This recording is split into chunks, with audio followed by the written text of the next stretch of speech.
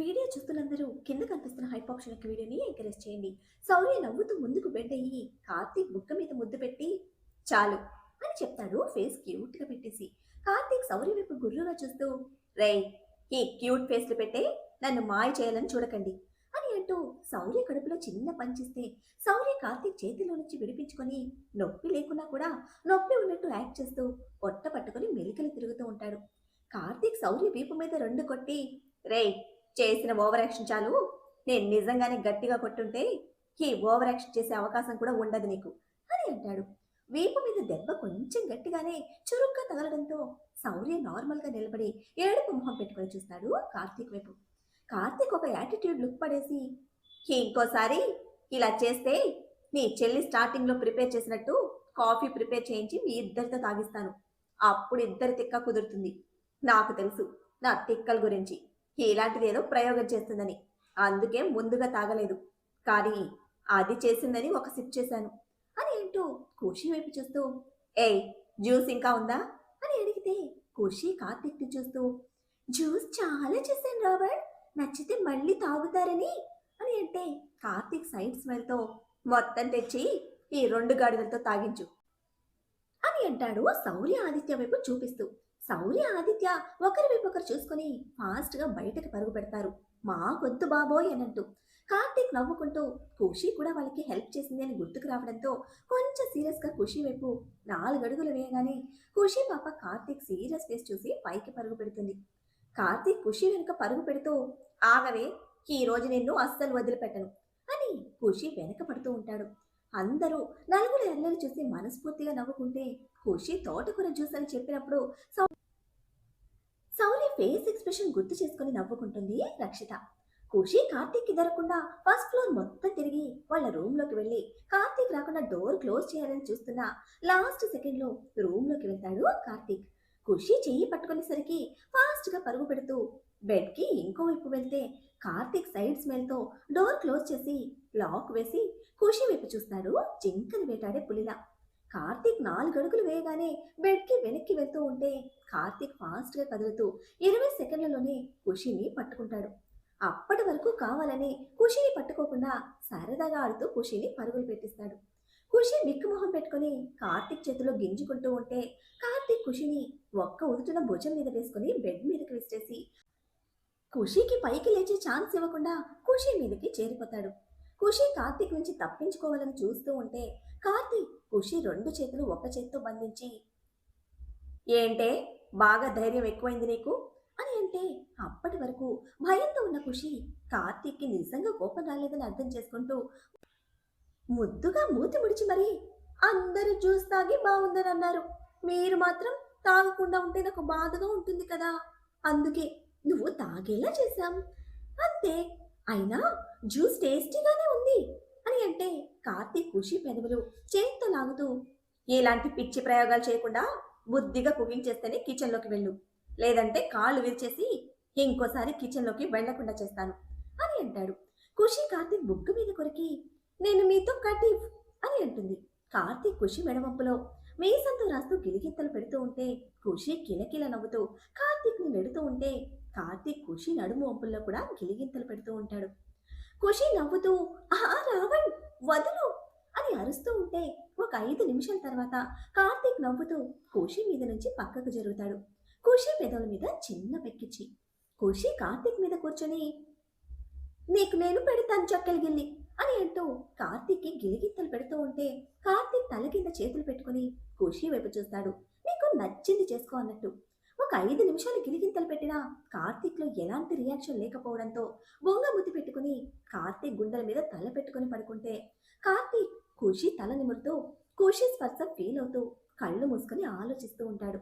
ఒక 5 నిమిషాల తర్వాత కార్తీక్ గుండెల మీద గడ్డ వానించి రావణ్ అని పిలిస్తే కార్తీక్ కళ్ళు తెరిచి చిన్న నవ్వుతో ఏంటి అన్నట్టు చూస్తాడు. ఖుషి 1 నిమిషం మౌనం తర్వాత కార్తీక్ కళ్ళలోకి చూస్తూ మనకి 2 బుజ్జిగాళ్ళు కావాలి, ఎప్పుడు వస్తారు అని అడుగుతుంది క్యూట్ గా. కార్తీక్ నవ్వుతూ నువ్వు కొంచెం పెద్దగా అయ్యాక అప్పుడు మన బుజ్జిగాళ్ళు వస్తారు అని అంటే ఖుషి కార్తీక్ వైపు చూస్తూ నాకు ఇప్పుడే కావాలి అని అంటుంది. కార్తీక్ ఖుషి తల మీద మొట్టి కనీసం వాళ్ళు రావాలి అంటే నీ టమ్మీలో 9 నెలలుండాలి. ఇప్పటికిప్పుడు కావాలి అంటే ఎక్కడి నుంచొస్తారే? తిక్కలు. అని అంటూ ఖుషీకి మళ్ళీ గిలిగింతలు పెడుతూ ఉంటే, ఖుషి కార్తీక్ చేతులు పట్టుకొని ఆపుతుంది నవ్వుతూ. కార్తీక్ ఖుషి నుదుటి మీద పడిన జుట్టుని సరిచేస్తూ, "ఐరా, ఒకటి అడుగుతాను. నిజం చెప్తావా?" అని అంటే, ఖుషి చిన్న స్మైల్‌తో, "అడుగు రాబర్ట్, చెప్తాను" అని అంటుంది. "నువ్వు నాతో సంతోషంగానే ఉన్నావు కదా?" అని అడుగుతాడు ఖుషి బుగ్గ నిమురుతూ. ఖుషి అర్థం కానట్టు ఫేస్‌ని పెడితే కార్తీక్ నవ్వుకుంటూ ఖుషి నుదుటి మీద వేలితో పొడుస్తూ, "నువ్వు నా వల్ల సంతోషంగానే ఉన్నావు కదా అని అడుగుతున్నాను" అని అంటాడు. ఖుషి అందానికి అసూయ పుట్టేంత అందంగా నవ్వుతూ పూర్తిగా కార్తీక్ మీదకి పడుకొని కార్తీక్‌ని హగ్ చేసుకొని గుండెల మీద తలపెట్టుకొని, "చాలా సంతోషంగా ఉన్నాను రాబర్ట్" అని అంటూ కార్తీక్ గుండెల మీద గెడ్డ వాలించి తన కళ్ళలోకి చూస్తూ, "స్టార్టింగ్‌లో నువ్వు నన్ను ఇక్కడికి తీసుకొచ్చినప్పుడు కొట్టావు కదా! అప్పుడు చాలా ఏడుపొచ్చింది. అమ్మ ఎప్పుడూ నన్ను కొట్టలేదు. కానీ తర్వాత కొన్ని రోజులకి నేను లేకుండా ఉండలేకపోయాను. ఇదిగో ఇలా ఇక్కడ" అని కార్తీక్ గుండె మీద చేయి పెట్టి చూపిస్తూ, "ఇక్కడ పడుకోకపోతే నిద్ర కూడా పట్టేది కాదు. నేను నిన్ను లవ్ చేస్తున్నానని తెలుసుకోవడానికి చాలా టైం పట్టింది. నువ్వు నన్ను దూరం పెడితే కానీ నాకు అర్థం కాలేదు. ఇంకెప్పుడు నిన్ను హర్ట్ చేయను. నువ్వు నాకు దూరంగా ఉండకు" అని అలాగే కార్తీక్ గుండెల మీద పడుకొని, "నాకు ఇద్దరు బుజ్జిగాళ్ళు కావాలి. రోజు వాళ్ళతో ఆడుకుంటాను నేను. తొందరగా మనం బుజ్జిగాళ్ళని తెచ్చుకుందాం" అని అంటే కార్తీక్ ఖుషి మాటలకి సంతోషపడుతూ ఖుషిని మరింతగా అతనిలో పొదువుకుని మనసులో, "చాలా సంతోషంగా ఉందిరా. నువ్వు దూరమైన తర్వాత మీకోసం అలా ఉన్నానంతే. మళ్ళీ నిన్ను నా దగ్గరికి తెచ్చుకున్న తర్వాతే నేను సంతోషంగా ఉన్నాను. ఇప్పుడు నీ మాటలు విన్న తర్వాత ప్రపంచంలో నా అంత అదృష్టవంతుడు ఎవ్వరు ఉండరనిపిస్తోంది. నీలాంటి స్వచ్ఛమైన కల్మషం లేని మనసులో నాకొక స్థానం ఉంది అంటే నాకు గర్వంగా ఉంది" అని అనుకుంటాడు. ఖుషి కార్తీక్ గుండెల మీద వేలితో గీతలు గీస్తూ కార్తీక్ షర్ట్ బటన్స్‌తో ఆడుతూ ఉంటే కార్తీక్ ఖుషి తల నిమురుతూ, "ఓయ్ తిక్కల్, పద, ఇంకా కిందకి వెళ్దాం. అందరూ మన కోసం ఎదురు చూస్తూ ఉంటారు" అని అంటాడు. ఖుషి కార్తీక్‌ని మరింత గట్టిగా హగ్ చేసుకొని, "ఊహూ, ఇలాగే బావుంది" అని అంటే కార్తీక్ నవ్వుతూ, "తర్వాత నీకు నచ్చినంత సేపు ఇలాగే ఉందాంలే. ముందు కిందకి వెళ్దాం పద" అని అంటాడు. ఖుషి కార్తీక్ బుగ్గ మీద కొరికి బెడ్ దిగి అలిగి కిందకి వెళ్ళిపోతే కార్తీక్ నవ్వుకుంటూ బుగ్గ రుద్దుకొని, "రాక్షసి, దీనికి చిన్నప్పటి నుంచి ఇలా కొరికే అలవాటు పోలేదు" అని అనుకుంటూ ఖుషి వెనక్కి వెళ్తాడు.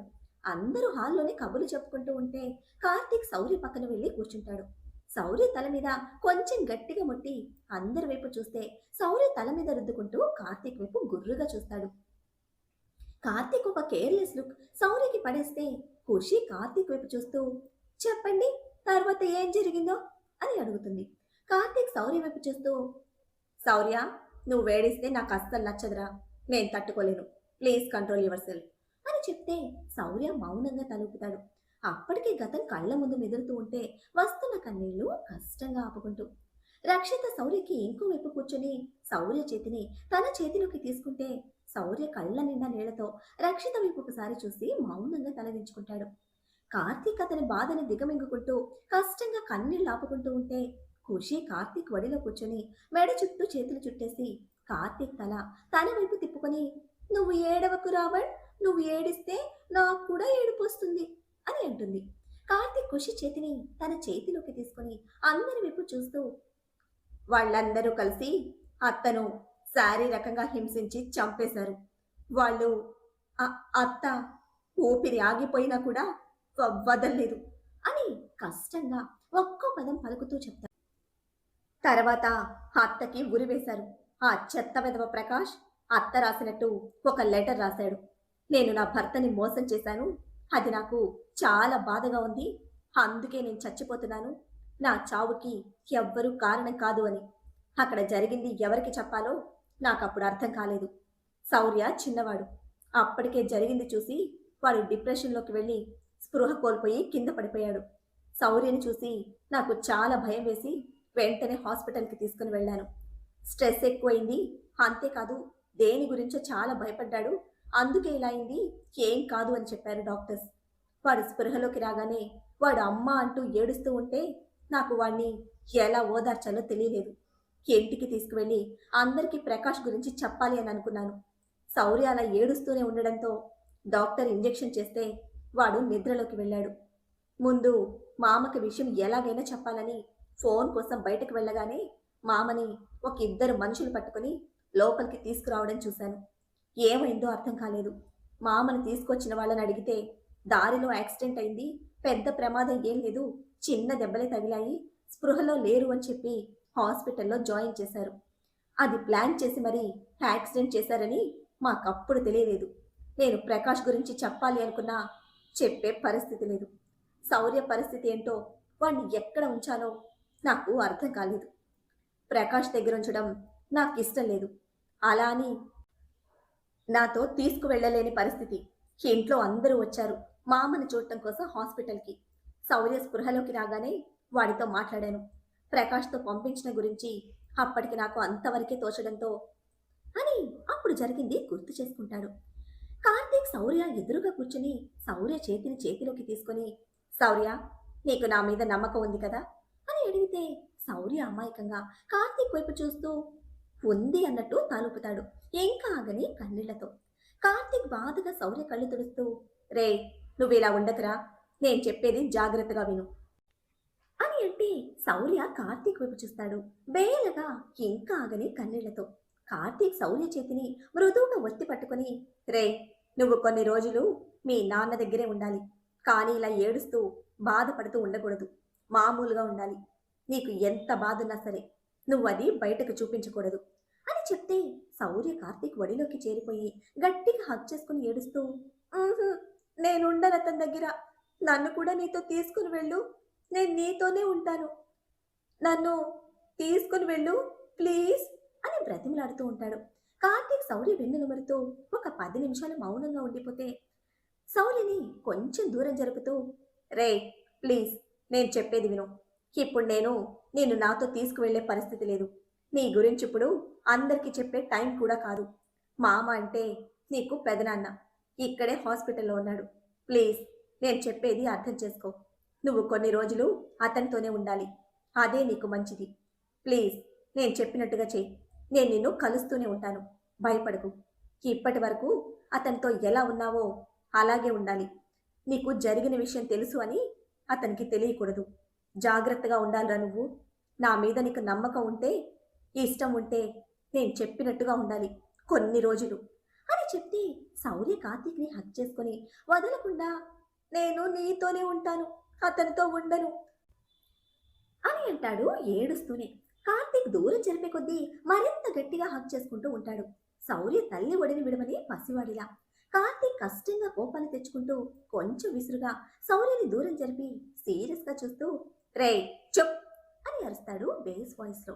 కార్తీక్ గట్టిగా అరిచేసరికి శౌర్య బెదురు చూపులు చూస్తూ కష్టంగా ఏడు పాపుకుంటూ ఎక్కిళ్ళు పెడుతూ ఉంటాడు. కార్తీక్ కోపాన్ని కంట్రోల్ చేసుకుంటూ పైకి లేచి శౌర్యకి కొన్ని ఓటర్ తాగించి, రే, ఇప్పుడు నువ్వు నేను చెప్పినట్టే వినాలి, లేదంటే లైఫ్లో ఎప్పుడు నేను నీతో మాట్లాడను, కనీసం నీకు కనిపించను కూడా కనిపించను. ఇంకా నీ ఇష్టం. నీకు నేను కావాలి అంటే నేను చెప్పినట్టే వినాలి. ఒక్కటి గుర్తుంచుకో, నువ్వు ఏ మాత్రం కూడా మీ నాన్నకి నీ మీద డౌట్ వచ్చేలా బిహేవ్ చేయకూడదు. కొన్ని రోజులు మీ నాన్న చెప్పినట్టు మాత్రమే వినాలి అని అంటాడు సీరియస్గా. శౌర్య ఏడు పాపుకుంటూ బేలగా చూస్తాడు కార్తీక్ వైపు. కార్తీక్ శౌర్య కళ్ళు తుడుస్తూ, ప్లీజ్ రా, నేను చెప్పేది అర్థం చేసుకో. కొన్ని రోజులంతే, నేను నిన్ను కలుస్తూనే ఉంటాను. మనం అత్తని అలా చేసిన వాళ్ళకి పనిష్మెంట్ ఇవ్వాలి కదా అని అడిగితే శౌర్య అవును అని పనిష్మెంట్ ఇవ్వాలి అని అంటాడు. కార్తీక్ చిన్న స్మైల్తో, మరి వాళ్ళకి పనిష్మెంట్ పడాలి అంటే నువ్వు నేను చెప్పినట్టుగా వినాలి, వింటావు కదా నేను చెప్పినట్టు అని అడుగుతాడు. శౌర్య మొహాన్ని దోసిల్లోకి తీసుకుని నుదుటి మీద ముద్దు పెట్టి. శౌర్య 2 నిమిషాల మౌనం తర్వాత కార్తీక్ మీద పూర్తి నమ్మకం, ఇష్టం ఉండడంతో కష్టంగానే కార్తీక్ చెప్పినట్టు వినడానికి చేయడానికి ఒప్పుకుంటాడు. కార్తీక్ నవ్వుతూ శౌర్యకి ఫేస్ వాష్ చేయించి జ్యూస్ తాగించి, నువ్వు ఇక్కడే ఉండు శౌర్య, మీ డాడీ వచ్చి నిన్ను తీసుకొని వెళ్తాడు, కానీ నువ్వు అతనికి భయపడుతూ మనకి నిజం తెలుసన్న విషయం తెలియనివ్వకూడదు, జాగ్రత్తగా ఉండరా అని అంటాడు. ఇష్టం లేకుండా కష్టంగా ప్రకాష్ దగ్గరికి పంపిస్తూ. తర్వాత నేనే వేరే వాళ్ళ ఫోన్ తీసుకొని స్కూల్ నుంచి వస్తుంటే శౌర్య కళ్ళు తిరిగి పడిపోయాడు అని చెప్తే ఆ రోజు నైట్ ప్రకాష్ తన మనిషిని పంపించి తీసుకుని వెళ్ళాడు శౌర్యని. తర్వాత 2 రోజులకు మామని డిశ్చార్జ్ చేశారు. ఆ 2 రోజులు నేను శౌర్య దగ్గరికి వెళ్ళడానికి కుదరలేదు. తర్వాత రోజు వాడిని స్కూల్లో కలిశాను నేను. ఆ రోజు వాడు ఎలా ఉన్నాడో ఇప్పటికీ మర్చిపోలేను నేను. అసలు వాడి మొహంలో కళ లేదు. ఎప్పుడు వాడి మొహంలో ఉండే చిరునవ్వు కొంచెం కూడా లేదు. నన్ను చూడగానే పరిగెత్తుకుంటూ వచ్చాడు. నేను చూడలేదు వాడిని. వాడు అలాగే పరిగెడుతూ చూసుకోకుండా రాయి తగిలి కింద పడిపోయాడు. పాపం ఆ రోజు దెబ్బ గట్టిగానే తాకింది కాలికి. కానీ వాడు ఆ దెబ్బ కూడా లెక్క చేయకుండా అలాగే పైకి లేచి నా దగ్గరికి వచ్చాడు అంటూ ముగించాడు కార్తీక్. మరి కార్తీక్ శౌర్యని ఎలా సముదాయిస్తాడు? అసలు కార్తీక్ ఎందుకు తన మావయ్య ప్రతాప్తో కానీ తన తండ్రితో కానీ విషయం చెప్పలేదు? అప్పుడే చెప్పుంటే కథ వేరే విధంగా ఉండేదేమో. మరి ప్రకాష్ తర్వాత ఏం చేస్తాడో తెలుసుకోవాలంటే నెక్స్ట్ ఎపిసోడ్ని ఫాలో చేయండి. అలానే ఈ ఎపిసోడ్ని లైక్ చేయడం మాత్రం మర్చిపోకండి. Boy friends.